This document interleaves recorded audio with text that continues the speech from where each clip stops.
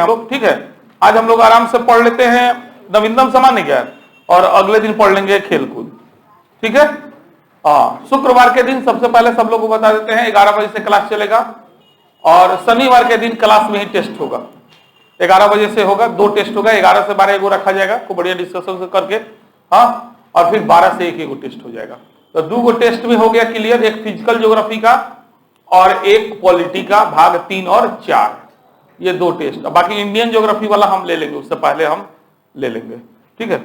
ऐसे अगर आज शाम में ही निकलना है तो हमको तो टाइम हमको लगता नहीं मिलेगा, बृहस्पतिवार को तो ये भी करेंगे भाई, लेकिन फिर भी हम कोशिश करेंगे एक टेस्ट जो है कोशिश करेंगे लेने का। चलिए तो आते हम लोग शुरू करते हैं नवीनतम सामान्य ज्ञान।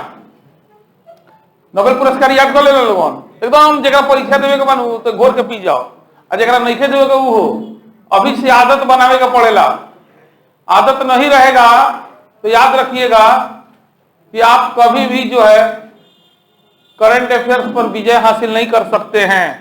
आप करंट मन से पढ़ के देखिए ना, आप कोई एग्जाम दे करके ना आनंद आए तो कहिएगा, लगेगा ना कि अब हम पास करने की स्थिति में हैं, आइएगा आंसर मिलाने में मन लगेगा आपका, अचानक से 10-12 को ज्यादा सही होगा, ये गिफ्ट टाइप का लगेगा आपको सिर्फ करंट से। क्योंकि हम लोग भी करंट पढ़ना उतना मन नहीं लगता था, लेकिन 2-4 बार जब एग्जाम दिए और देखे कि ना, तब हम लोग अपने शुरू किए करंट पढ़ना, और करंट बनाने के बाद सबसे ज्यादा खुशी मिलता था, ऐसा लगता था कि ये चीज सही है। हाँ, बहुत अच्छा नंबर भी आता है इसमें, टेस्ट में देखवे किए, हाँ, बहुत ज्यादा जोड़ नहीं दिए थे, फिर भी लड़का लोग अच्छा नंबर लाया है।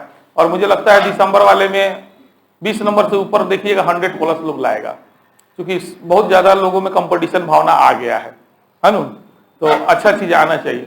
चलिए तो पहला शब्द संक्षेप है एक CBDC, central bank digital currency, जो हम लोग पिछले बार पढ़े भी थे थोड़ा सा। हाँ, 2022-23 के केंद्रीय बजट में वित्त मंत्री श्रीमती निर्मला सीतारमण ने देश में डिजिटल करेंसी यानी ई-रूपी जारी करने की घोषणा की थी। तदनुरूप थोक लेन देनों के लिए डिजिटल करेंसी का शुभारंभ, अंडरलाइन कीजिएगा, रिजर्व बैंक ने 1 नवंबर 2022 से किया है, ठीक है। तो भारत में डिजिटल करेंसी का नाम क्या है? सीबीडीसी। इसका फुल फॉर्म क्या है? Central bank digital currency. इसका शुरुआत कब हुआ? शुभारंभ 1 नवंबर 2022 से। इतना जरूर ध्यान में रखिएगा, फुल फॉर्म कब से शुरू हुआ और किस सेक्टर में शुरू हुआ, थोड़ा सा इसको भी, तो थोक लेन देन के लिए। किस चीज के लिए? थोक लेन देन के लिए।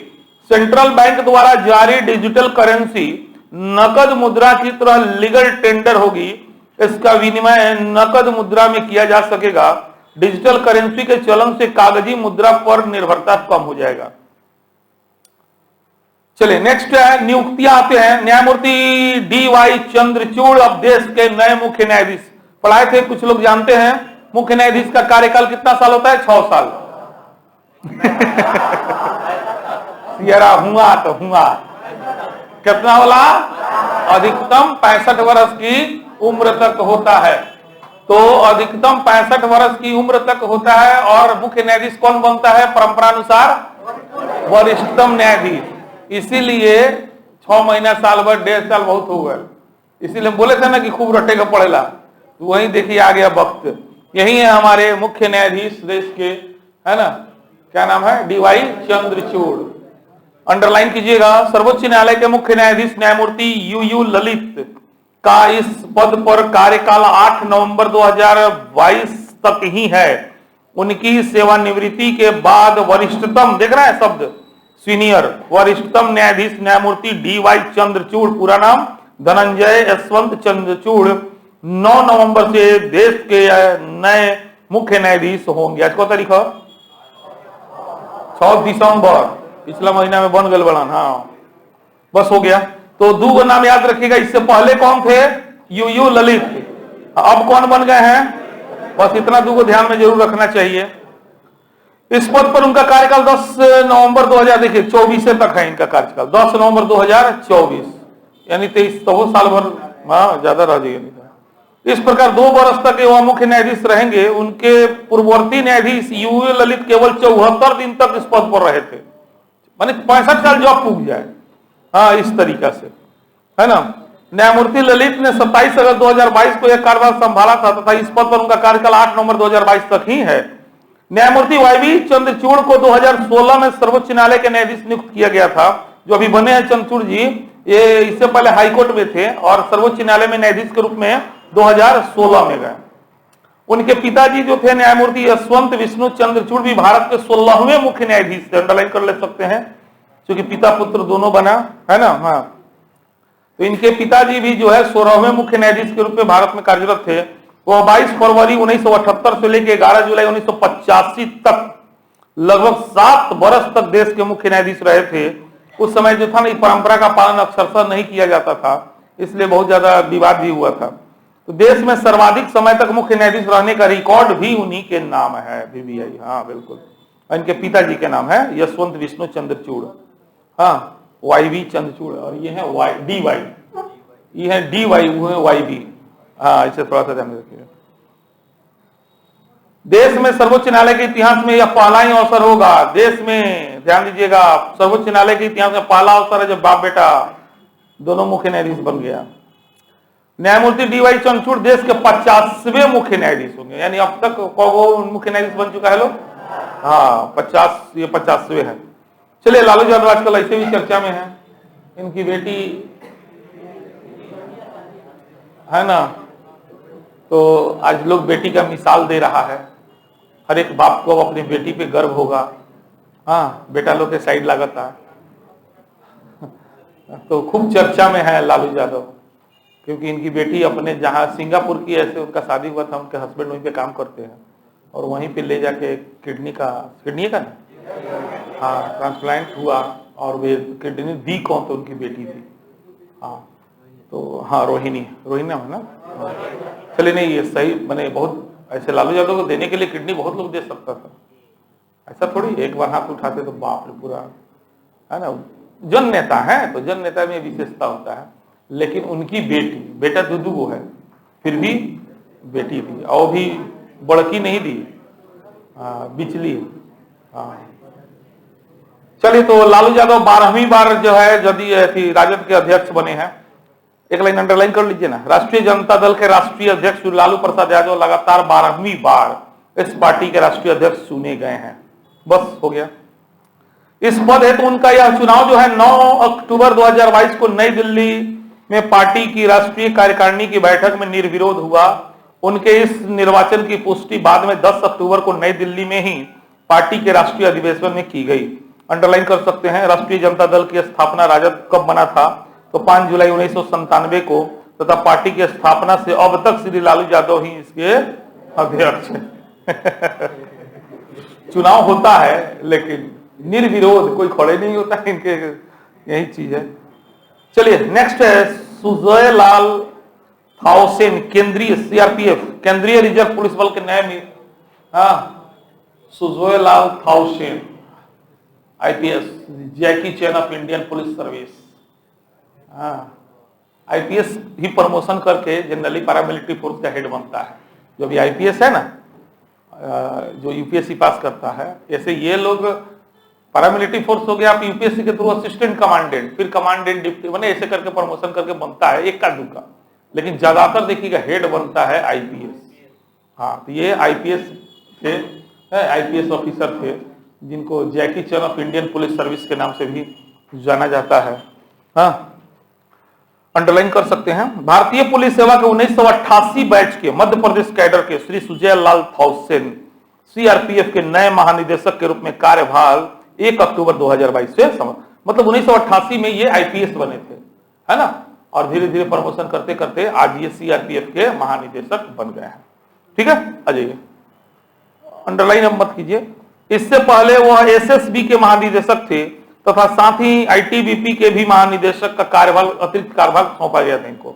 सीआरपीएफ के प्रमुख के पद पर अंडरलाइन कर सकते हैं, इससे पहले को थे, तो सीआरपीएफ के प्रमुख के पद पर श्री कुलदीप सिंह जो 30 सितंबर को सेवानिवृत्त हुए हैं का स्थान इन्होंने लिया। पहले बता दें, नवीनतम सामान्य का मेन चीज है, पहले कौन थे अब कौन है, कौए है, इस टाइप का मिले तो थोड़ा सा इसको ध्यान दिया।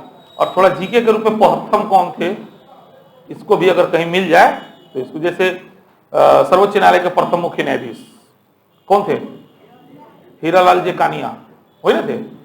हाँ, तो आपको याद रखना, हमसे हम मेरे मुंह और ताक रहे हैं, आप इसको गूगल पे टाइप कर लीजिए, सवाल है चर्चा में, कौन थी कहीं घुमा के वो पूछ दे। हाँ, तो प्रथम का नाम थोड़ा सा ध्यान में रखना चाहिए, नंबर भी रखना चाहिए, गणना की दृष्टि से कौवे नंबर पे ये आएंगे इससे। और इससे पहले कौन थे और वर्तमान में कौन है, 4 सवाल बनता है इससे। ठीक है, चलिए नेक्स्ट है एमके स्टालिन, द्रमुक के अध्यक्ष पुनर्निर्वाचित। ये सब बपौती है इन लोग का, है ना, कोई दिक्कत नहीं है। डीएमके के अध्यक्ष स्टालिन, ऐसे बहुत महान नेता है ये। तमिलनाडु के अंडरलाइन कर सकते हैं, मुख्यमंत्री श्री एमके स्टालिन लगातार दूसरी बार डीएमके के अध्यक्ष अक्टूबर 2022 में निर्वाचित हुए हैं। बस चेन्नई में ही 9 अक्टूबर 2022 को पार्टी की आम परिषद की बैठक में उनका यह चुनाव निर्विरोध ही हुआ है। तमिलनाडु के दिवंगत मुख्यमंत्री एम करुणानिधि के पुत्र, है ना, एमके स्टालिन अपने पिता के अगस्त 2018 में निधन के बाद से इस पार्टी के अध्यक्ष हैं। उनसे पूर्व उनके पिता एम करुणानिधि 1969 से अपने मरने तक पार्टी के अध्यक्ष। सब बपौती है ये सब। देखिए, क्षेत्रीय पार्टी बपौती होवे करता है, जितना क्षेत्रीय पार्टी देखिएगा ना, है ना, वो सब बपौती होता है। आप देखिए यूपी का जो पार्टी क्षेत्रीय सपा है कि नहीं, उस टाइप से। बिहार में देखिए राजद, है ना, आपको जदयू में भी नीतीश कुमार का कोई उस तरह का उत्तराधिकारी नहीं है, तो इसलिए। नहीं तो बाकी पार्टी में देखिए, अभी रामविलास पासवान मरे तो उनका बेटा चिराग पासवान, है ना, इस तरह। तो क्षेत्रीय पार्टी स्थानीय मुद्दा को लेकर के उसका गठने होता है और उसको राष्ट्रीय हित से बहुत ज्यादा मतलब नहीं होता है।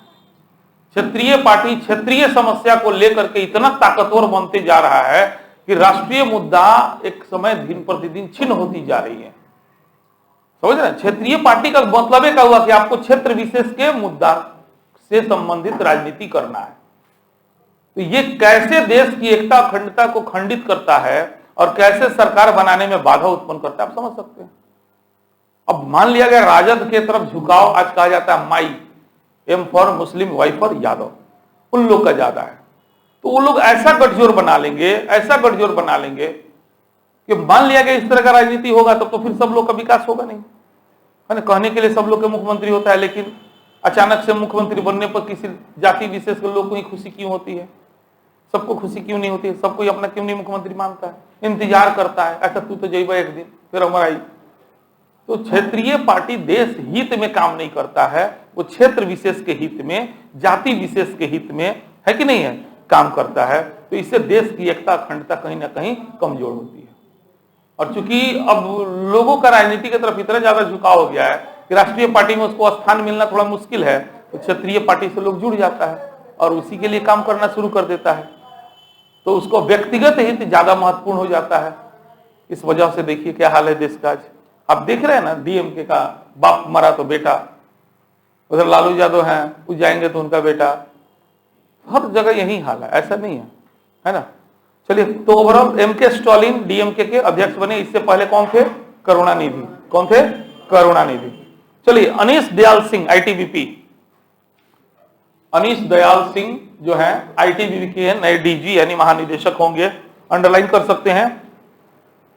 मनी, ये भी आईपीएस होते हैं। बोले ना पारामिलिट्री फोर्स इतना होगा, सबका हेड जनरली आईपीएस बनता है। हाँ, तो ये मणिपुर कैडर के 1988 सेम बैच के थे, वो भी 88 बैच के आईपीएस अधिकारी अनीश दयाल सिंह आईटीबीपी के नए महानिदेशक 1 अक्टूबर 2022 से बनाए गए हैं। बस इस नियुक्ति के 2 दिन बाद ही एसएसबी के महानिदेशक का कार्यभार भी अतिरिक्त प्रभार के रूप में उन्हें सौंप दिया गया है। इस नियुक्ति से पहले इंटेलिजेंस ब्यूरो में, आईबी में विशेष महानिदेशक के रूप में वह कार्यरत थे।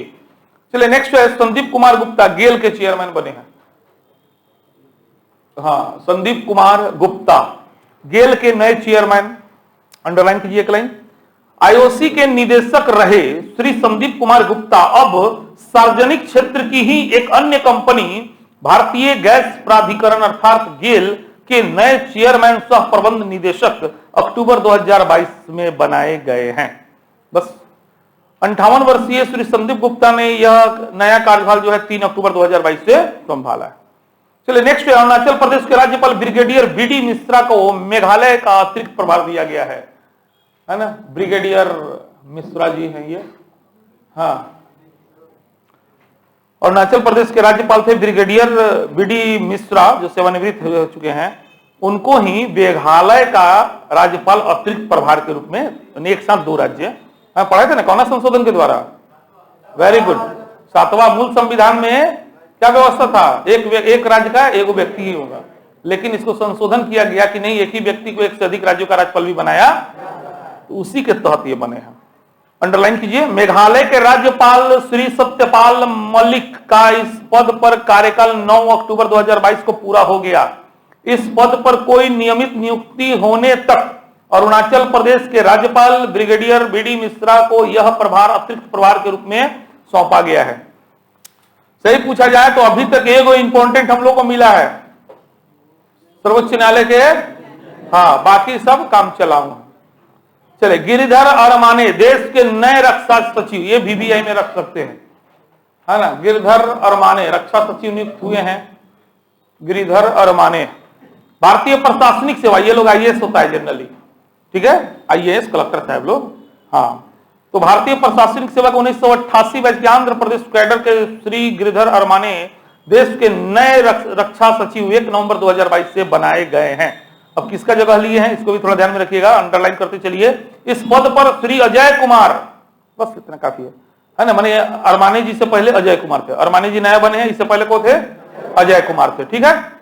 चलिए नेक्स्ट है BK जोशी, वित्त मंत्रालय में वित्त सेवा सचिव, VVI, इसको भी कर लीजिएगा, यह सब VVI होता है। विवेक जोशी वित्तीय सेवा सचिव नियुक्त हुए हैं। हाँ, भारत के महापंजीयक एवं जनगणना आयुक्त श्री विवेक जोशी को अब वित्त मंत्रालय में वित्तीय सेवा विभाग में सचिव अक्टूबर 2022 में नियुक्त किया गया है। तो फिर महापंजीयक किसको बनाया गया? तो नया पंजीयक बनाना पड़ेगा, क्योंकि उसी के पद से ये अलग हुए हैं। तो मृत्युंजय कुमार नारायण जो होंगे, हाँ, मृत्युंजय कुमार नारायण अब भारत के महापंजीयक एवं जनगणना आयुक्त बन गए हैं, ठीक है, अंडरलाइन कर सकते हैं 2 लाइन। गृह मंत्रालय में अतिरिक्त सचिव के रूप में कार्यरत रहे श्री मृत्युंजय कुमार नारायण अब भारत के महापंजीयक एवं जनगणना आयुक्त अक्टूबर 2022 में नियुक्त किए गए हैं, और इस पद पर श्री विवेक जोशी का स्थान उन्होंने, देखिए इसका नोट्स बनाइएगा ना। अब क्या होगा, 2-4-5 महीने के बाद से रिपीटेशन मिलेगा, कहने का मतलब वो हट जाएगा, तो वहीं पे काट दीजिएगा, फिर वहीं रख दीजिएगा।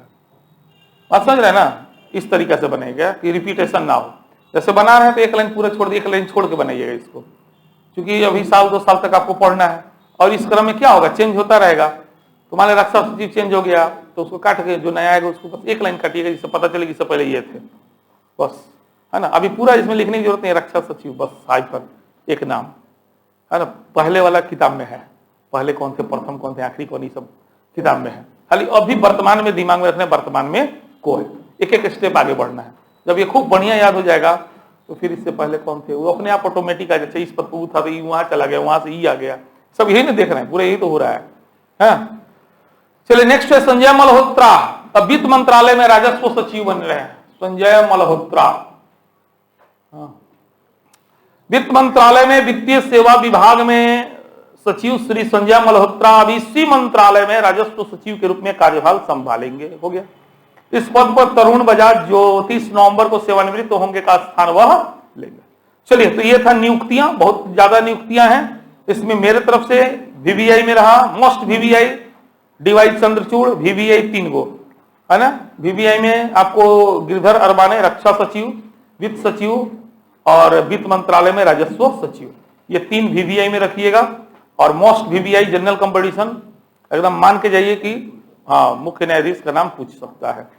चलिए, निधन में भी इस महीना में काफी अच्छे लोगों की मृत्यु हुई है। सबसे पहला नाम आता है निधन में तुलसी तांती, ये है हमारे wind matters making the case for wind in India, Tulsi Tanti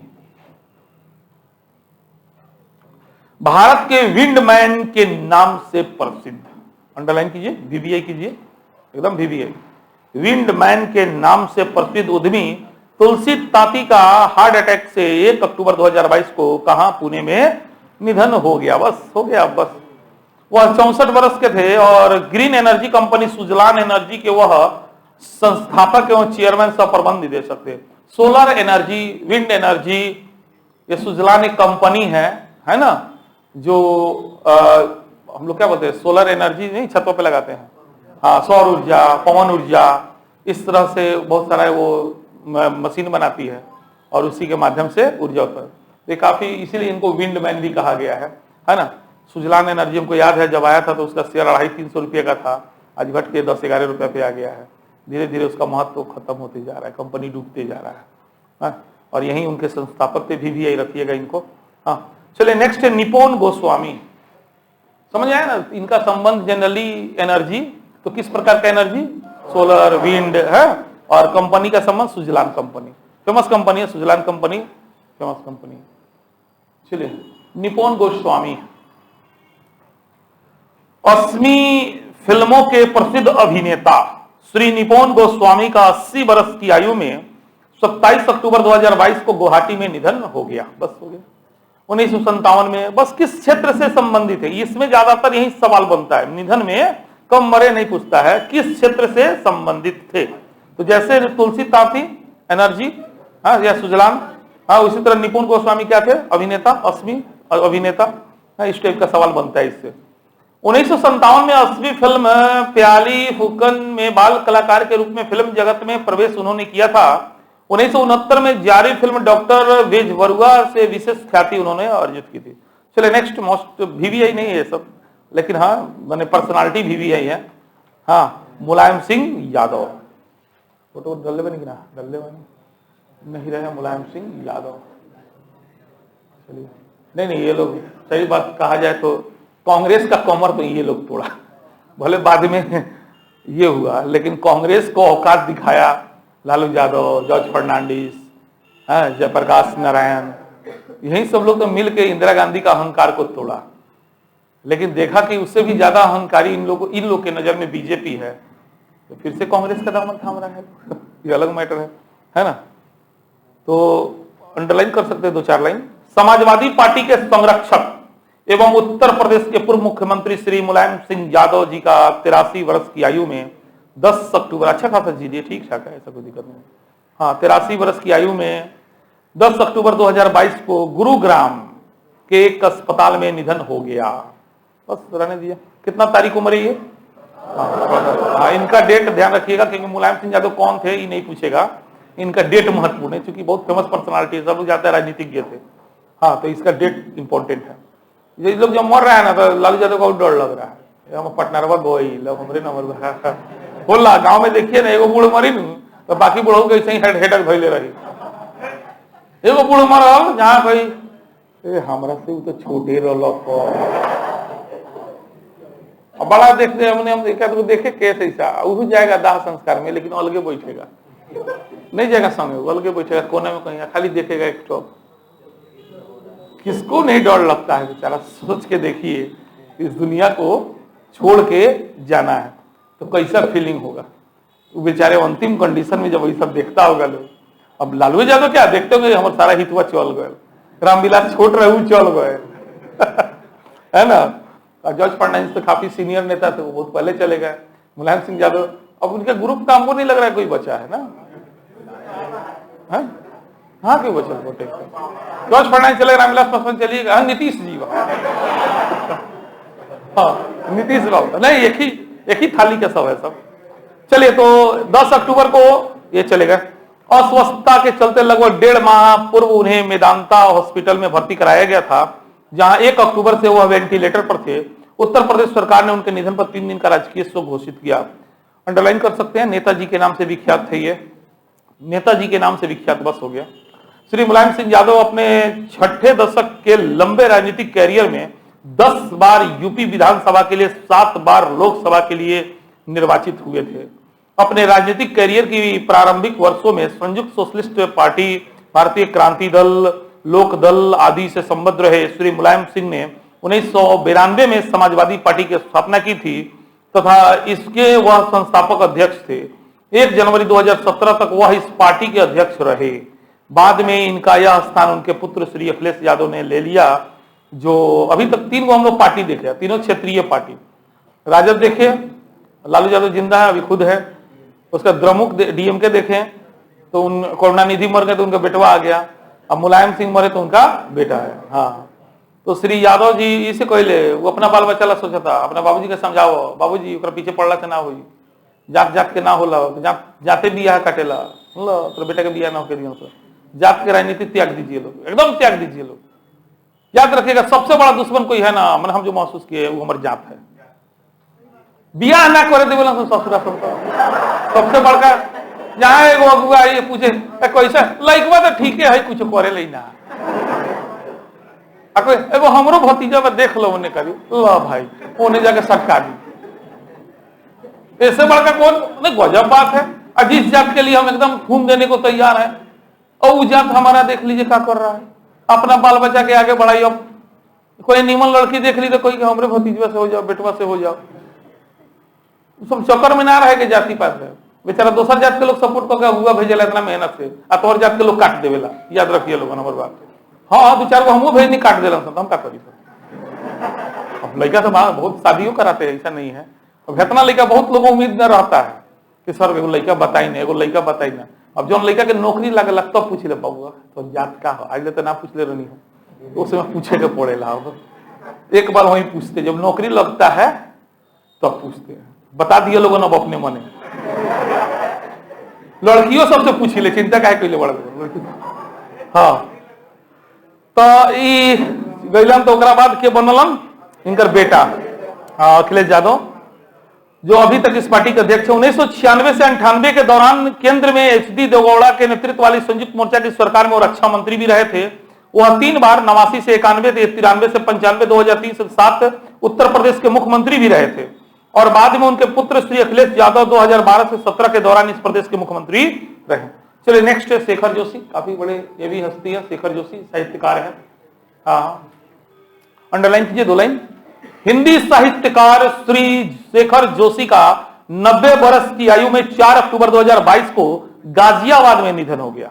बस मूलतः उत्तराखंड के अल्मोड़ा जिले के श्री जोशी जी ने अनेक कहानी संग्रह प्रकाशित की है। Most VVI for UPSC student, UPSC वाले जितना कहानी का नाम इनका सब याद रखिएगा, सवाल इससे बनता है। जनरल कंपटीशन काफी है। शेखर जोशी का संबंध साहित्यकार, शेखर जोशी क्या थे, साहित्यकार थे। हाँ इनमें कोसी का घटवार, साथ के लोग, हलवाहा, एक पेड़ की याद, आदमी का डर आदि शामिल हैं। उनकी कुछ कहानियों का अंग्रेजी, चेक, पॉलिश और जापानी भाषाओं में भी अनुवाद हुआ था। इसी वर्ष अर्थात 2022 में उन्हें अमर उजाला के शब्द सम्मानों के तहत पुरस्कृत भी किया गया था। चलिए नेक्स्ट है इस्माइल सराफ, वो है ये देखिए इस्माइल सराफ, ये भी अभिनेता ही है।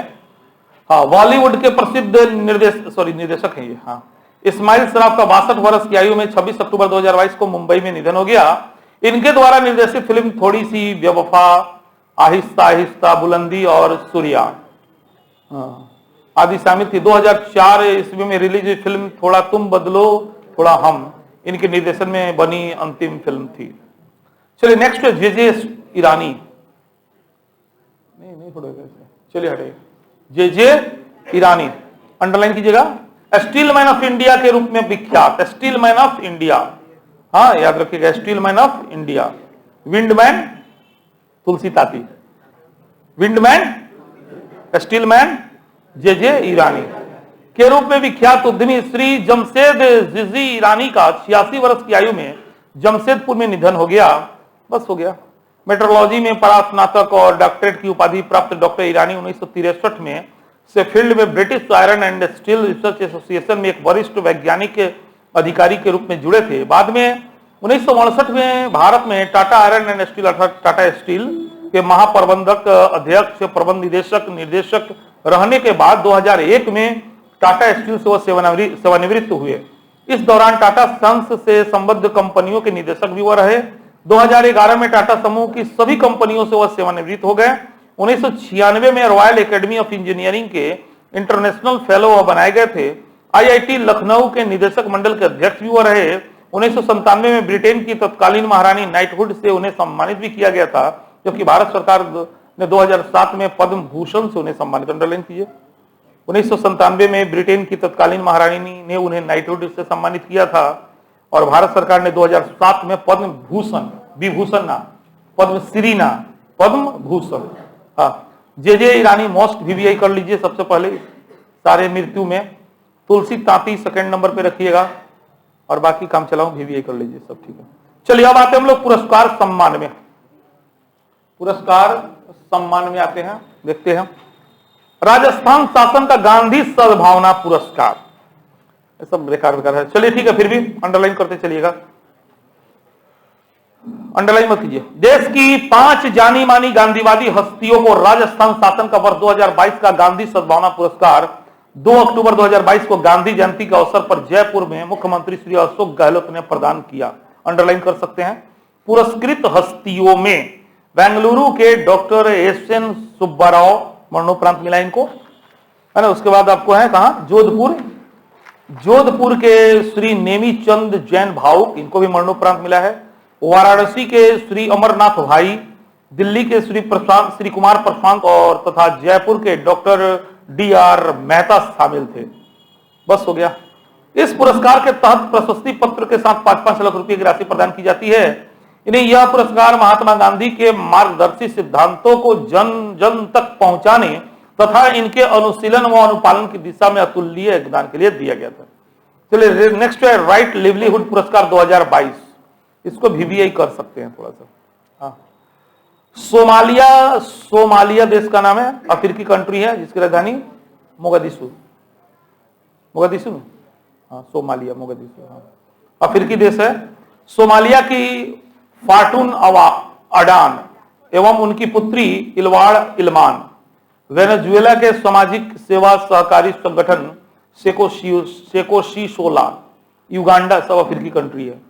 युगांडा के Africa institute for energy governance तथा यूक्रेन, ये अलग हो गया, यूक्रेन के ओलेक्सांद्रा मार्टिविचुक एवं उनके सेंटर फॉर सिविल लिबर्टीज को वर्ष 2022 का राइट लिवलीहुड पुरस्कार प्रदान करने की घोषणा की गई है। बस एक बार और पढ़ते हैं, शुरू से लेकर जहां तक पढ़े हैं उतना तक अंडरलाइन कर लीजिए। सोमालिया की फाटून अडान एवं उनकी पुत्री इलवाड़ इल्मान वेनेजुएला के सामाजिक सेवा सहकारी संगठन सेकोशीशोला, युगांडा के Africa institute for energy governance तथा यूक्रेन के ओलेक्सांद्रा मार्टिविचुक एवं उनके सेंटर फॉर सिविल लिबर्टीज को वर्ष 2022 का राइट लिवलीहुड प्रदान करने की घोषणा किया गया। पढ़ रहे हैं, अंडरलाइन मत कीजिएगा। उन्हें यह पुरस्कार प्रतिकूल परिस्थितियों के बावजूद मानवता और मानवाधिकारों के लिए उनके संघर्ष के लिए दिया गया है। उन्हें यह पुरस्कार जो है स्टॉकहोम में 30 नवंबर 2022 को आयोजित समारोह में दिया जाएगा। पुरस्कार की 20,000 यूरो की राशि चारों विजेताओं में समान रूप से जो है बांट दी जाएगी। किसी एक विजेता को मानद पुरस्कार दिए जाने की स्थिति में पुरस्कार राशि शेष 3 विजेताओं में वितरित की जाती है। वैकल्पिक नोबेल पुरस्कार के रूप में प्रसिद्ध, अंडरलाइन कीजिए, हाँ सब्स्टिट्यूट है ये नोबेल पुरस्कार का। वैकल्पिक नोबेल पुरस्कार के रूप में प्रसिद्ध राइट लिवलीहुड पुरस्कार ऐसे व्यक्ति अथवा संगठनों को दिया जाता है जिन्होंने विश्व के समक्ष विद्यमान चुनौतियों का व्यवहारिक हल निकालने की दिशा में महत्वपूर्ण योगदान दिया हो। कंटिन्यू अंडरलाइन कीजिए। पुरस्कार की स्थापना स्वीडिश जर्मन नागरिक जेकब वोन यूस्कुल ने 1980 में की थी। यूपीएससी वाले मोस्ट VVI बना लीजिए बस। चलिए, तो इसको वैकल्पिक नोबेल पुरस्कार के रूप में किसको जाना जाता है? राइट लिवलीहुड पुरस्कार। इस बार कितने लोगों को दिया गया? 4 लोगों को दिया गया, सब थोड़ा ध्यान रखेंगे।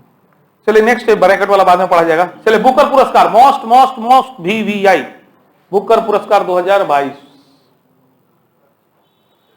दी 7 मून ऑफ माली, अंडरलाइन कीजिए। साहित्य के क्षेत्र का सबसे पहला बात, किस क्षेत्र का? साहित्य के क्षेत्र का वर्ष 2022 का प्रतिष्ठित बुकर पुरस्कार श्रीलंका के लेखक शेहान करुणी तिलका को अक्टूबर 2022 में प्रदान किया गया है। कंटिन्यू। 50,000 पाउंड का यह पुरस्कार उनके उपन्यास दी 7 मून्स ऑफ माली अल्मेड़ा के लिए होगा, अंडरलाइन मत करो। कौन पुस्तक के लिए? दी 7 मून्स ऑफ माली अल्मेड़ा किसकी पुस्तक है? शेहान करुणा तिलका। शेहान करुणा कहां के हैं ये? बुकर पुरस्कार 2022 किसको प्रदान किया गया? शेहान करुणा तिलका। किस क्षेत्र में दिया जाता है? साहित्य के क्षेत्र में। Very good. बस हाँ, लंदन में एक समारोह में इनको ब्रिटेन की पटरानी के हाथों प्रदान किया गया था। इस वर्ष के बुकर पुरस्कार हेतु 7 मून्स ऑफ माली अल्मेड़ा के अतिरिक्त 5 और किताब भी सूचीबद्ध किया गया था, किंतु अंतिम रूप से चयन जो है शेहान करुणा तिलका के उपन्यास को ही किया गया है। जितना लोग चयनित पुस्तक का नाम है सब यहाँ पे नीचे दिया हुआ है ना। इसमें भारत के को नहीं होगा ना, नहीं है, ठीक है। तो ये पांचों पुस्तक का नाम यूपीएससी वाले याद रखेंगे, बाकी लोग कम से कम एक पुस्तक का नाम the seven moons of Maali अल्मेड़ा चर्चा में है, बुकर पुरस्कार मिला है भाई, चर्चा में हो। चलिए नेक्स्ट है, भारत के किन लेखकों को बुकर पुरस्कार अब तक प्राप्त हो चुका है, ठीक है। तो लास्ट 2008 में अरविंद अडिगा को मिला था दी व्हाइट टाइगर के लिए, काफी फेमस था, हमको याद है, इस टाइम हम भी एग्जाम दे रहे थे। हाँ, अरविंद अडिगा, उससे पहले 2006 में लगातार मिला था हम लोग के समय में। हाँ, अभी उसके बाद कहाँ मिल रहा है, आप लोग के समय मिली नहीं, एकदम मिला था, खूब पूछा एग्जाम में ये अरविंद अडिगा व्हाइट टाइगर। हाँ, उससे पहले किरण देसाई का था दी हेरिटेंस ऑफ लॉस, उससे पहले 1997 में अरुंधति राय की the God of a small thing. काफी फेमस लोग है, काफी फेमस लोग हैं, एक बार पढ़िएगा याद हो जाएगा इससे भी आपको। तो बुकर पुरस्कार की शुरुआत जो है 1969 में हुई थी तथा अब तक भारत के 3 और भारतीय मूल के 2, टोटल 5 है। तो भारतीय नागरिक में 2 और भारत के 3 और भारतीय मूल के भारतीय नागरिक को 3 और भारतीय मूल के 2, यानी टोटल 5 भारतीयों को यह पुरस्कार दिया जा चुका है। ये पांचों कौन कौन है? तो 2008 में मिला था अरविंद अडिगा को, उसकी पुस्तक कौन पुस्तक के लिए? उपन्यास दी व्हाइट टाइगर, है ना, बहुत फेमस किताब है ये सब। ये जनरल कंपटीशन है, तो जीके के रूप में याद रखिएगा, पहले बता रहे हैं, ये सब किताब भूलने वाला चीज नहीं है। मिला था उस साल इंपॉर्टेंट था, अब हमेशा के लिए इंपॉर्टेंट हो गया। नहीं होता कभी पुस्तक लेखक पूछ देता है, बहुत से पुस्तक इंपॉर्टेंट। अब कालिदास का कितना किताब आज भी पूछे लगी ना, तो जिस समय कालिदास लिख रहे उस समय तो वैसा उसी श्रेणी का ये सब उपन्यास है। ये सब अमर हो गया, अब बुकर पुरस्कार मिला, अमर हो गया, तो कभी भी एग्जाम में पूछा जा सकता है, तो इसको जीके में नोट डाउन कर सकते हैं, है ना। 2006 में किरण देसाई को दी हेरिटेंस ऑफ लॉस, 1997 में Arundhati Roy the God of a small thing, और 1981 में बहुत चर्चित सलमान रश्दी साहब हैं, भारतीय मूल के ये हैं, और इनको मिला था मिडनाइट चिल्ड्रेन के लिए। और वीएस नैपाल 1971 में, है ना, ये भी भारतीय मूल के साहित्यकार है, और इनको मिला था इन्हें फ्री स्टेट के लिए। तो आप ध्यान दीजिएगा, बुकर पुरस्कार और एक होता है बुकर अंतरराष्ट्रीय पुरस्कार, 2 पुरस्कार इस नाम से हैं। तो क्या दोनों एक ही हैं? बहुत अच्छा तरीका से दर्पण सजा के देता है, जहां जहां लड़का फंसता है दर्पण जवाब देता है। अब नोबेल पुरस्कार कहीं इसका पढ़ के खुश हो गए होंगे कि कितना बढ़िया पूरा जीके का समावेश कर दिया था, कहीं इधर उधर ताकने झांकने की जरूरत। हम खुद नोट्स बनाने बैठे थे, वो आप पहुंची बनाइए में, हम इसमें अब हम पहुंचे, प्रथम दे दिया, अंतिम दे दिया, महिला पुरुष दे दिया, सब तो दे ही दिया है कि नहीं? आप अपने कॉपी पे उसको नोट डाउन कीजिएगा, ठीक है। तो दोनों में क्या फर्क है? तो क्या बुकर पुरस्कार और बुकर अंतरराष्ट्रीय पुरस्कार एक ही है? नहीं, सबसे पहले लिख दिया नहीं। बुकर पुरस्कार एवं बुकर अंतरराष्ट्रीय पुरस्कार साहित्य के 2 अलग अलग पुरस्कार है। बुकर पुरस्कार की शुरुआत, बुकर पुरस्कार को बोल गई यहां वाला थर्ड लाइन वाला, बुकर पुरस्कार की शुरुआत 1969 में हुई थी। वर्ष 2013 तक यह पुरस्कार कॉमनवेल्थ के राष्ट्रमंडल के सदस्य राष्ट्रों तथा आयरलैंड, जिम्बाब्वे के किसी साहित्यकार को मूलतः अंग्रेजी में प्रकाशित किसी पुस्तक के लिए प्रति वर्ष दिया जाता था, तथा 2014 के बाद से यह पूरे विश्व के किसी भी साहित्यकार के अंग्रेजी में प्रकाशित, यह ध्यान रखना है। पहले था कॉमनवेल्थ था, 2-3 गो देश, आयरलैंड, जिम्बाब्वे, इतने में से किसी को देना था। अब 2014 के बाद नियम बदल दिया गया, तो क्या नियम बनाया गया? अब विश्व के कहीं से कोई हो, लेकिन साहित्य किस भाषा में होना चाहिए? लैंग्वेज में, अंग्रेजी के लिए दिया जाता है। तो बुकर पुरस्कार अंग्रेजी भाषा में प्रकाशित साहित्य के लिए दिया जाने वाला पुरस्कार है। बुकर पुरस्कार, इसको अंडरलाइन मत कीजिएगा, बुकर पुरस्कार का तहत 50,000 पाउंड पुरस्कृत लेखक को दिया जाता है। यह पुरस्कार अब तक कुल 3 भारतीय, 2 भारतीय मूल के अन्य साहित्यकार को दिया। अब आते हैं हम लोग अंतरराष्ट्रीय बुकर पुरस्कार, अब उसको गेल करिए, third column, third paragraph. Booker अंतरराष्ट्रीय पुरस्कार की स्थापना 2005 में हुआ था। वो कब हुआ था? 1969 में। बुकर पुरस्कार 1900, बुकर अंतरराष्ट्रीय पुरस्कार 2005 में, तथा 2015 तक यह पुरस्कार संपूर्ण विश्व के किसी भी भाषा के, जहां अंग्रेजी था वहां ही किसी भी, अंतर देखिए, किसी भी भाषा के साहित्यकार को साहित्य के क्षेत्र में उनके समग्र योगदान के लिए दिया जाता था। 2015 तक यह पुरस्कार 2-2 वर्ष के अंतराल पर दिया जाता था। 2015 के बाद यह प्रति वर्ष दिया जाने लगा है, तथा यह पुरस्कार अब किसी भी भाषा में रचित किसी विशिष्ट कृति जिसका अंग्रेजी में अनुवाद हुआ हो के लिए दिया जाता है। भाषा कौनो होके, लेकिन ओकर अंग्रेजी में अनुवाद भी भइल होके। हाँ, इस तरीका से पहले 2-2 बरस पर देवल जाए, अब 1 बरस पर देवल जाता। ठीक बा। इन पुरस्कार के तहत पैसा कितना मिलेला? तो 50,000 पाउंड मिलेला। हाँ, और अंग्रेजी में अनुवादक के बीच समान रूप से बांट दिया जाता है। जो अनुवादक कैले बा ओकरा के लिखक के दोनों के, माने जो भाषा मान हम भोजपुरी में लिखनी, ओकरा के वो अंग्रेजी में लिख दिला, तो आधा पैसा हमारा, आधा अंग्रेजी ट्रांसलेटर का।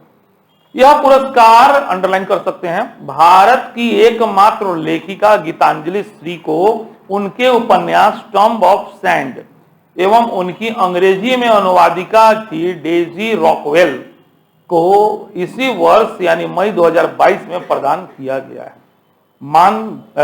बुकर अंतर्राष्ट्रीय पुरस्कार इस वर्ष भारतीय को मिला है, ध्यान में रखिएगा। और वहीं बुकर पुरस्कार श्रीलंका के, है ना, सेहान करुणा तिलका को उनकी पुस्तक 7 moons of Maali Almeida, VBI, most VBI कर लीजिए आप लोग इसको। ठीक है, चलिए नेक्स्ट आते हैं अंतर्राष्ट्रीय हॉकी महासंघ के वर्ष 2021-22 के पुरस्कार। अंतर्राष्ट्रीय हॉकी महासंघ है, इसीलिए VBI में रखा जा सकता है इसको।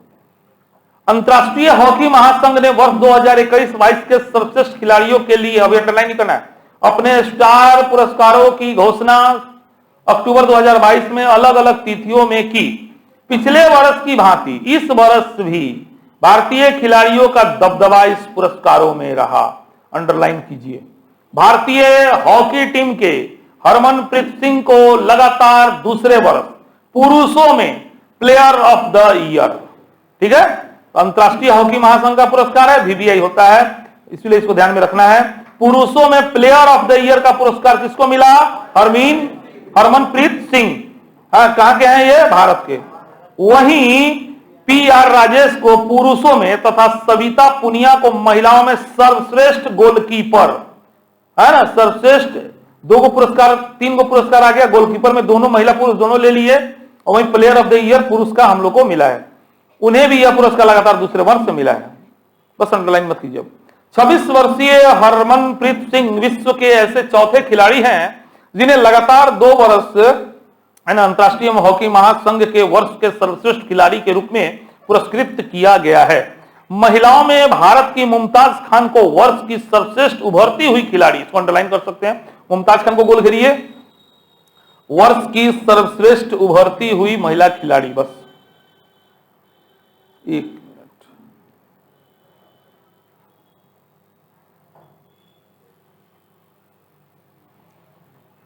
माँ होती है ना, पत्नी नहीं खे। यहाँ सवेरे 8 बजे से खाएला फोन पर फोन आवा था।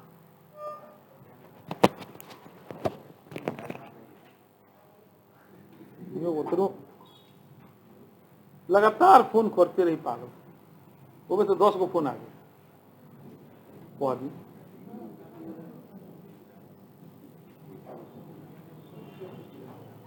हाँ भेज दिल बने हो जाएगी केक। हाँ, टिफिन में भेज दे, लेट हो जाएगी। हाँ, तो आप भेज देते नहीं, ठीक हो गल है, तेरे संतुष्ट बोलो हो। मेहरारू हो जाला तो माई ना मानेला, अच्छा मेहरारू चल जाए ना, बाद देखियो माई के प्यार। बाप मेहरारू रहला तो पूछबो ना करेला, और जब से गयल बा तब से बबू खोइले हो, आओ तू ना जाम तो ले चल आई। अब बैठा के नजर के सामने कोई खूब, तब याद आता है कोई बताओ हमनी के तन के दिन में समझ जाइले सन माई का साई होला ना। बिया भइला के कुछ दिन बाद लागी तो नियो के माई का साई होला, तो मेहरारू के बतवा हमें पड़ी है नु, तो हमें से लागे कि ना माई तो कसाई हो, लेकिन धीरे धीरे एक दिन लागे कि ना माई तो माई है। चलिए, तो कहा थे हमनी के? हाँ, अंतर्राष्ट्रीय हॉकी महिलाओं में उभरता हुआ मिल गया मुमताज खान को। उसके बाद आगे चलते हैं। भारत की पुरुषों की टीम के कोच ग्राहम रीड को इस वर्ष का सर्वश्रेष्ठ कोच, अंडरलाइन गोल घेरिए, गोल घेरिए, अंडरलाइन कीजिए ताकि एक बार देखिए तो पता है। इस सबका नोट्स बनाइएगा। सर्वश्रेष्ठ कोच जो भारत के जितने लोग को पुरस्कार मिला है ना, उन सब का खाली नाम आप लिख लीजिएगा बस। हाँ, बस इतना ही नोट्स में बनाना है आपको। चलिए, महासंघ के प्रमुख पुरस्कारों की सूची दिया हुआ है, इससे कोई मतलब हम लोग को विशेष नहीं है। हाँ, यहां तो दिया है सबसे खिलाड़ी में भारत का हो गया हरमनप्रीत सिंह, महिला में हो गई फेलिक्स सेल्सबर्ग नीदरलैंड की। गोलकीपर तो दोनों हम लोग भारतीय के ले लिए। उदयमान खिलाड़ी ये वो भारत के मिला मुमताज खान को महिला में, पुरुष में तिमोथी क्लेमेंट फ्रांस के। और सर्वश्रेष्ठ कोच का पुरस्कार एक हो गया भारतीय पुरुष कोच टीम के, है ना, और एक हो गया भारत, अरे दोनों भारत के, है ना, हाँ, तो सब तो भारतीय को ही मिला है। चलिए नेक्स्ट पे आते हैं हम लोग। सम्मेलन में आइए, इंडियन रोड कांग्रेस VVI कहां हुआ था, बस ध्यान में रखिए लोगों। तो इंडियन रोड कांग्रेस का 81वां अधिवेशन लखनऊ स्थित इंदिरा गांधी प्रतिष्ठान में 8 से 11 अक्टूबर 2022 को संपन्न हुआ था। इंडियन रोड कांग्रेस, इसका उद्घाटन जो है केंद्रीय, अंडरलाइन मत कीजिए, हो गया बहुत है। इंडिया रोड कांग्रेस का अधिवेशन कहां हुआ था, बस लखनऊ को हुआ। 81वां, ये सब थोड़ा बहुत ध्यान में रख सकते, कब से कब थोड़ा बहुत ध्यान में रख सकते हैं। 3 गो पॉइंट इसमें लिखवे कीजिएगा, बात खत्म। इसका उद्घाटन केंद्रीय सड़क परिवहन व राजमार्ग मंत्री श्री नितिन गडकरी व मुख्यमंत्री योगी आदित्यनाथ ने किया। 11 वर्ष के अंतराल के बाद उत्तर प्रदेश की मेजबानी में हुए इस सम्मेलन में विश्व भर के 1500 से अधिक प्रतिनिधि शामिल हुए थे। चलिए अब ब्रैकेट वाला कुछ न्यूज था, पहले उसको पढ़ लिया जाए। इसी में पहले इसी पेज में, विश्व हिंदी सम्मेलन फरवरी 2023 में कहां होगा, फिजी में। मोस्ट VVI, हाँ, विश्व हिंदी सम्मेलन कहां होगा, फिजी में। कब होगा, फरवरी 2023 में। अंडरलाइन कीजिए, 12वां विश्व हिंदी सम्मेलन 15 से 17 फरवरी 2023 को फिजी में आयोजित होगा। बस एक लाइन, सब बतागल कौआ 12, कब से कब, कहवा हुई, अब तनी प्रथमो याद रखे के होई, या भारत में कब बेर भइल बा यो याद रखे के होई। 2 सवाल ओमे, अब नीचे सब डाटा देले, चिंता मत करी, पहले पढ़ देवे दी। फिजी के नाड़ी शहर में होने वाले इस सम्मेलन का आयोजन फिजी सरकार के सहयोग से भारतीय विदेश मंत्रालय द्वारा किया जाएगा। सम्मेलन में देश विदेश के लगभग 1000 हिंदी विद्वानों के भाग लेने की संभावना है। सम्मेलन में भारतीय शिष्टमंडल का नेतृत्व विदेश मंत्री, हाँ ठीक है, भारतीय विदेश मंत्री डॉक्टर एस जयशंकर करेंगे। यह पहला अवसर होगा, अंडरलाइन कीजिएगा, यह पहला अवसर होगा जब विश्व हिंदी सम्मेलन का आयोजन पैसिफिक क्षेत्र में होगा। इससे पूर्व पिछला यानी 11वां विश्व हिंदी सम्मेलन 2018 में मॉरिशस के पोर्ट लुइस में संपन्न हुआ था। चलिए, तो इसमें डाटा में अंडरलाइन कीजिए, पहला 10 से 14 जनवरी 1975 से सिलसिला शुरू हुआ, जो भारत के नागपुर शहर से शुरू हुआ। उसके बाद भारत में आपको एक वो पहला हो गया, फिर तीसरा हो गया, और उसके बाद फिर आपको 10वां नंबर है ना सर,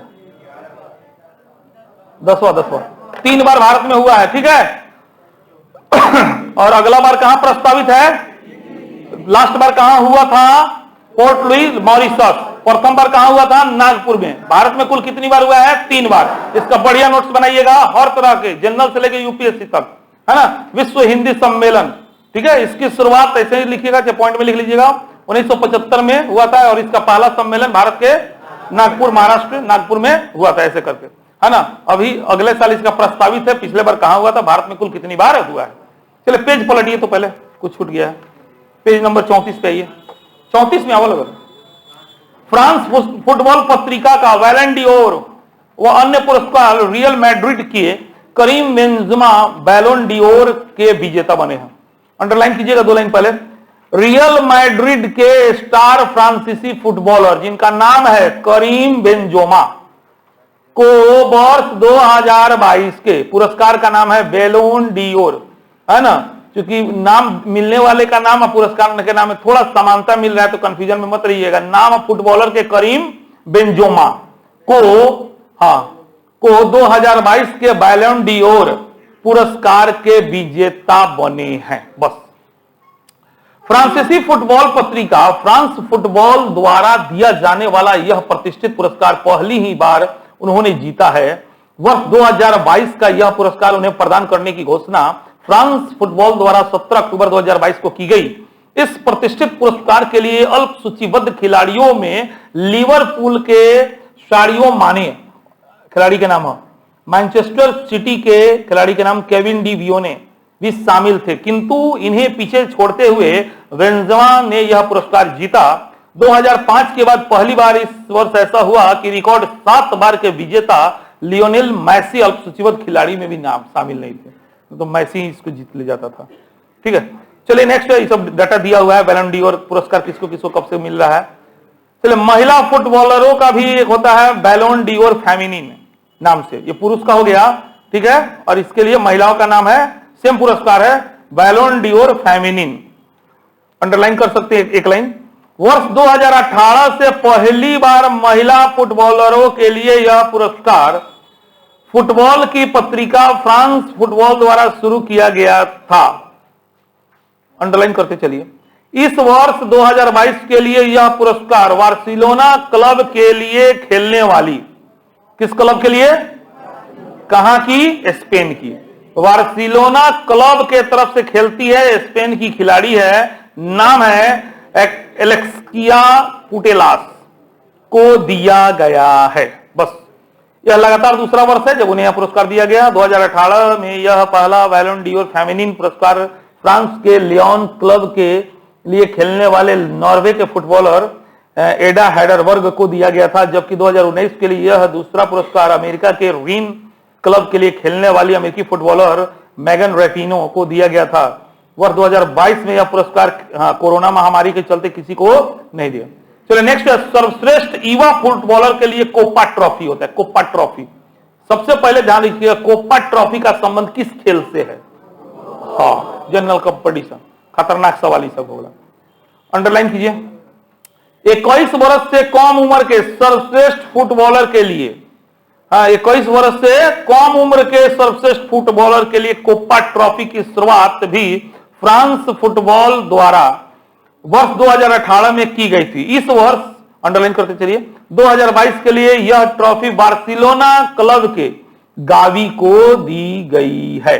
बस, चलो पढ़ो ना करें, रह देते ना बहुत बार, सब इतने काफी बार। सर्वश्रेष्ठ गोलकीपर के लिए यासीन ट्रॉफी दिया जाता है। तो विश्व के, अंडरलाइन कीजिए, विश्व के सर्वश्रेष्ठ गोलकीपर के लिए यासीन ट्रॉफी की शुरुआत फ्रांस फुटबॉलर द्वारा 2019 से की गई थी। इस वर्ष 2022 के लिए यह ट्रॉफी रियल मैड्रिड के लिए खेलने वाले बेल्जियम के थिबाउट कॉन्टेंस को दी गई है। बस, काफी बार। Next, striker of the year एवं best club of the year, underline कीजिए। फ्रांस फुटबॉल पत्रिका द्वारा यह दोनों पुरस्कार वर्ष 2021 से शुरू किया गया था। वर्ष 2022 के लिए वर्ष के सर्वश्रेष्ठ स्ट्राइकर का पुरस्कार बायर्न म्यूनिख के लिए खेलने वाले पोलैंड की राष्ट्रीय टीम के कप्तान रॉबर्ट लेवांडोव्स्की को दिया गया है। बस, अंडरलाइन मत कर लो। पिछले वर्ष 2021 में उन्हें यह पुरस्कार दिया गया था, है ना, पिछले वर्ष 2021 में शुरू किया गया। अंडरलाइन कीजिएगा थोड़ा सा। वर्ष के सर्वश्रेष्ठ क्लब का पुरस्कार इस वर्ष इंग्लैंड के मैनचेस्टर क्लब को दिया गया। अब पिछला वर्ष में इंग्लैंड के चेल्सिया क्लब को दिया गया था। इसको थोड़ा सा सावधान होकर नोट्स जरूर बनाइएगा, है ना, यूपीएससी बीपीएससी वाले इसको। चलिए अब आते हैं हम लोग वर्ष दिवस, नहीं पहले पुस्तक लूं, पुस्तक। चलिए, कुछ फेमस पुस्तक का नाम दिया हुआ रहता है इसमें, जैसे सेहान, करुणा, तालिका, तिलका। कौन थे अभी पढ़नी है सन? करुणा, तिलका, श्रीलंका के बुकर पुरस्कार विजेता, जिनको किस पुस्तक के लिए मिला था? 7 मून। हाँ, तो दी 7 मून्स ऑफ मॉली अल्मेडा, तो ये तो सबको याद हो गया। चलिए नेक्स्ट पुस्तक है गैबोर मेट एवं डेनियल मेट की पुस्तक है द मिथ ऑफ नॉर्मल। और अगला पुस्तक शशि थरूर वीवीआई कर लीजिए पहले, अंबेडकर ए लाइफ। उसके बाद है वसीम अकरम की पुस्तक, वीवीआई कर लीजिए, सुल्तान ए मेमोरी,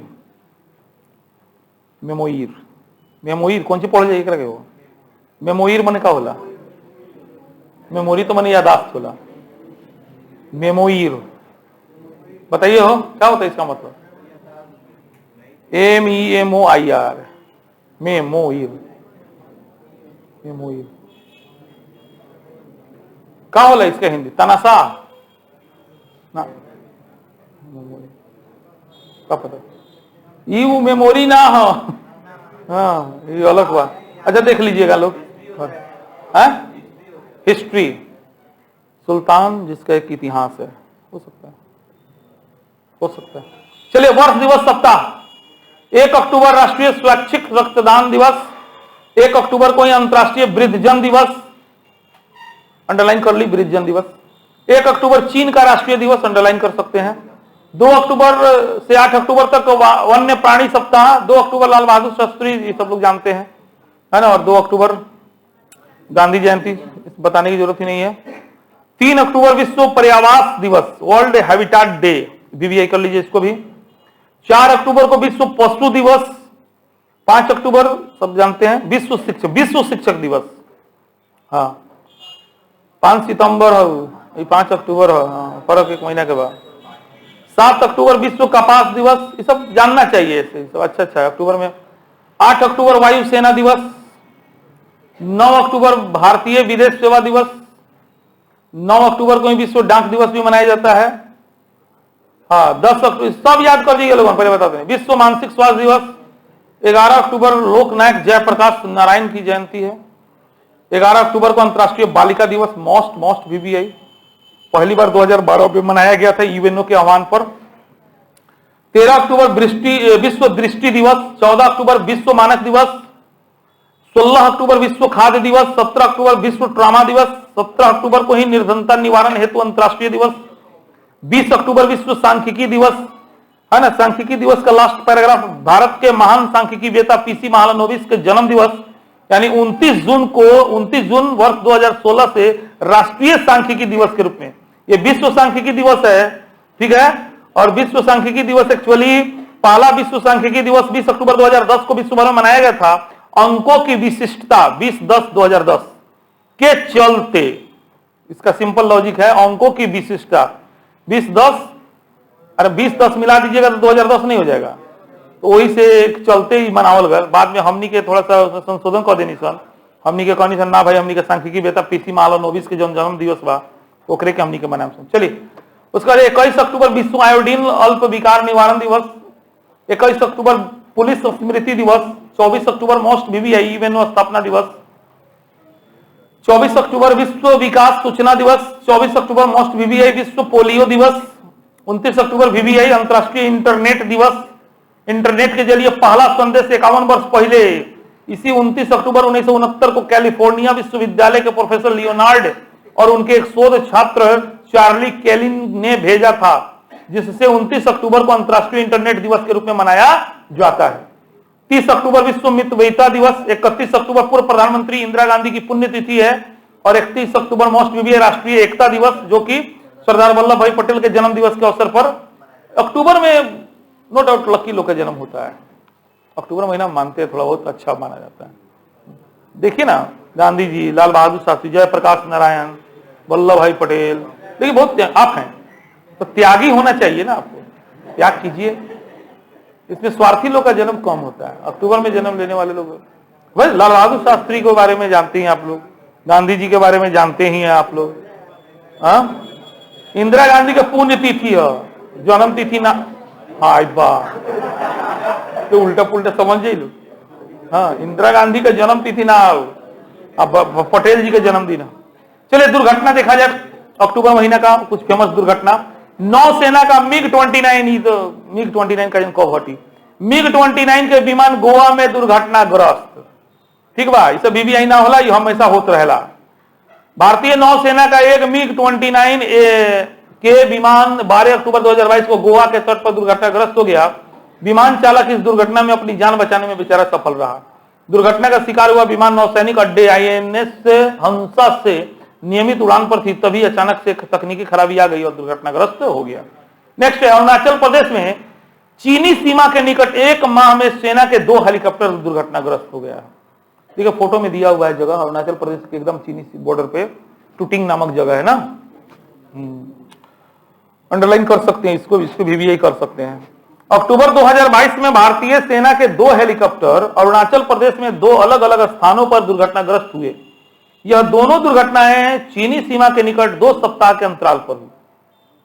हाँ, इनमें पहली दुर्घटना जो है अरुणाचल प्रदेश के तवांग प्रांत में चीनी सीमा के निकट 5 अक्टूबर 2022 को हुई, जब सेना का एक चीता हेलीकॉप्टर अपनी नियमित उड़ान के दौरान बापतेंगकांग वाटरफॉल के निकट दुर्घटना का शिकार हो गया। है ना। इस फॉलवा का नाम VVI हो गया।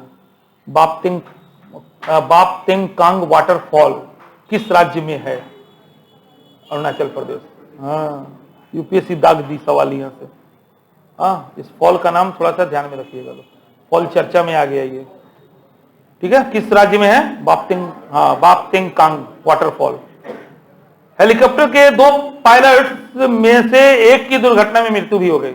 इस दुर्घटना के 16 दिन के बाद ही सेना का एक अन्य advance light helicopter ALH Rudra MI4 Arunachal Pradesh के उत्तरी सियांग जिले के मिगिंग क्षेत्र के 21 अक्टूबर को दुर्घटनाग्रस्त हो गया।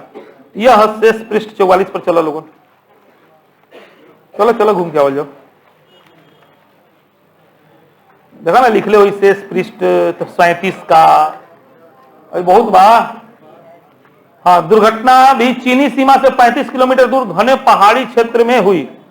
लिकाबले से नियमित उड़ान पर निकले इस हेलीकॉप्टर में 2 पायलट थे सहित 2 जवान भी सवार थे, जिनका 100 ही सेना एवं वायुसेना के संयुक्त तलाश अभियान में खोजा जा सका। ALH Rudra Hindustan aeronautics limited द्वारा निर्मित आक्रामक हेलीकॉप्टर है तथा यह स्वदेश में निर्मित पहला शस्त्रों से युक्त हेलीकॉप्टर था। चलिए नेक्स्ट है, यान तूफान से अमेरिका के फ्लोरिडा के तटीय क्षेत्र में भारी तबाही। VVI यान तूफान अभी हाल ही में किस देश को नुकसान पहुंचाया है? अमेरिका। इसी तरह का सवाल आएगा, ठीक है। अभी हाल ही में किस तूफान से अमेरिका का फ्लोरिडा शहर में तबाही मचा? यान। उलट के आ जाए, जाएगा पहले मोस्ट VVI एकदम कर लो लोगों, तूफान के नाम। अच्छा, हम आप लोग को दिए थे उस दिन, बैठे थे तो क्वेश्चन सेट करने के लिए बैठे थे, ये लगते उल्टा पुल्टा करने के लिए। हमको मिला एक बड़ा अच्छा कलेक्शन भारत का इंडेक्स में, भारत का। उससे एकदम मान के जालो, 1 सवाल 2 सवाल फांसी एग्जाम BPSC में 2 गारंटी हुआ हमारा तरफ से, एकदम PDF भेज दिए हैं उसको, ठीक है ना। हाँ, उसको ईमानदारी से देखिए, सब चीज सब जगह है, आपके दिमाग में क्या है मैंने वो रखता है, बात क्लियर कर रहे हैं। बहुत कहते हैं कौन बड़का बात दे दिलन, बना लिए बड़का बात नहीं है, तो हम तो ये नहीं कहते नहीं, हम तो ये तो चाहते मानी बड़का बात ना होके, तो चुपचाप ओकरा के नोट्स बना लिए लोग। जिनकरा जून के पहले एग्जाम देवे के बाद वो इंडेक्स से 2 सवाल गारंटी ले, मिनिमम 1 तो गारंटी बा। और हायर एग्जाम, बढ़िया एग्जाम में गारंटी आता है एकदम। तो इसीलिए उस इंडेक्स को आप लोग नजरअंदाज मत कीजिएगा, बाद में कहिएगा हमारे पास नहीं, हम भेज दी खेल करता हूं, है ना। आया झोंका जो कि आया, हम 2 घंटा बैठे उसको अपना तरीका से सजा हो जाके आप लोग को दे दिए, ठीक है। तो उसको देखिएगा लोग। उसी तरह तूफान का नाम भी अगर हमको मिल जाए, साल भर में आए प्रमुख तूफान, तो हम एक साथ आपको दे देंगे। तो अमेरिका में शक्तिशाली यान तूफान ने तटवर्ती क्षेत्रों में भारी बर्बादी की स्थिति सितंबर 2022 के अंतिम सप्ताह में उत्पन्न की। अंडरलाइन मत कीजिए, बस काफी भाई, हेडिंग काफी भाई, सब एग्जाम के, हाँ ये सब न्यूज के। 240 किलोमीटर प्रति घंटा, जानकारी के लिए अंडरलाइन कर सकते हैं, से भी अधिक गति से फ्लोरिडा एवं उसके आसपास के क्षेत्रों से टकराए समुद्री तूफान से 100 से अधिक लोगों की जानें चली गई, जबकि लाखों लोगों का जनजीवन अस्त व्यस्त हो गया। इससे सर्वाधिक क्षति जो है किस क्षेत्र को हुआ? हाँ, तो फ्लोरिडा के तटीय क्षेत्र को। इनमें से 89 लोगों की मौत अकेले फ्लोरिडा में हो गया। कैटेगरी 4 का यह तूफान अमेरिका में 2005 में कैटरीना तूफान के बाद अब तक का सबसे शक्तिशाली तूफान। मोस्ट VVI कलर वन यान। अभी हम लोग जाता है जो एग्जाम होगा एकदम संभावना, मान ये सब सवाल को ना एकदम हॉट क्वेश्चन रखिए, जैसे इंडेक्स वाला हॉट क्वेश्चन, ये सब है ना, जैसे बुकर पुरस्कार, ये सब चीज होता है ना, एकदम लगता है कि एकदम पूछिए दी तो पूछिए दी, गेस कर जाए तो सबसे पहले आ जाए, टकरा भी जला, है ना, इस तरीका का। तो एकदम इसको चलिए नेक्स्ट आते विविध कुछ मिला जुला समाचार। भारत मोजाम्बिक व तंजानिया का संयुक्त नौसैनिक अभ्यास, नाम उसका IMT त्रिलाट। पूछेगा IMT त्रिलाट किन देशों का संयुक्त सैन्याभ्यास है? तो देश का नाम याद रखिएगा, हाँ, भारत मां तेरा सहारा, भारत मां तेरा सहारा, भारत मां मोजाम्बिक तेरा तंजानिया। क्योंकि याद रखिए लोगों भाई, हमने यही रटी एक रखे नहीं याद रहेगा। तो IMT त्रिलाट, I for India, M for T for ना दी, IMT त्रिलाट दे दी। अच्छा, ये दे दी भारत मोजाम्बिक और तंजानिया के बीच अभी हाल ही में किस नाम से सैन्याभ्यास किया गया, समझ रहे हैं ना। तो IMT दे दी तो फिर बचल कौन सी? I for, M for, T for, हाँ, भारत, ब्राजील व दक्षिण अफ्रीका के साथ संयुक्त त्रिपक्षीय अभ्यास IMT इब्सा, इब्सा मार, इसका पूरा नाम हो गया इब्सा मार, इसका सही नाम है, के 2 सप्ताह पश्चात ही भारतीय नौसेना ने मोजाम्बिक और तंजानिया के साथ 3 दिवसीय संयुक्त अभ्यास IMT ट्रिलाट, दारे सलाम, तंजानिया के तट पर, कहा हुआ? दारे सलाम नामक तंजानिया के तट पर हुआ है। तंजानिया डोडोमा राजधानी है, अफ्रीकी देश है। 27 से 29 अक्टूबर 2022 को संपन्न हुआ। तीनों देशों की सेनाओं की यह पहली त्रिपक्षीय अभ्यास था जिसमें भारतीय नौसेना की ओर से guided missile frigate INS Tarkash व चेतक हेलीकॉप्टर व विशेष सैन्य बल मार्क्रोस ने भी भाग लिया। चलिए ओवरऑल VVI एकदम मोस्ट VVI, इसको मोस्ट VVI में रखिए। त्रिलाट किन देशों का है ना? भारत, मोजाम्बिक व तंजानिया, मोस्ट VVI में रखिए इसको। भारत व श्रीलंका, सिंगापुर की द्विपक्षीय नौसैनिक अभ्यास SIMBEX, VVI most VVI, sorry तो मोस्ट VVI में रखिए। सिम्बैक्स 2022 किन देशों के बीच?